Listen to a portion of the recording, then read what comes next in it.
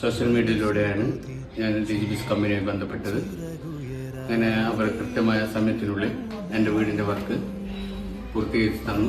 അങ്ങനെ പലിശരഹിത വായ്പ പ്രകാരമാണ് ഞാൻ വീട് പണി തുടങ്ങിയത്. കൃത്യമായ 50% മാത്രമേ വീട് പണി പൂർത്തീകരിക്കുന്നത് വരെ കൊടുത്തിട്ടുള്ളൂ. ബാക്കി 50% മാസത്തവണകളായി തീർക്കാനാണ്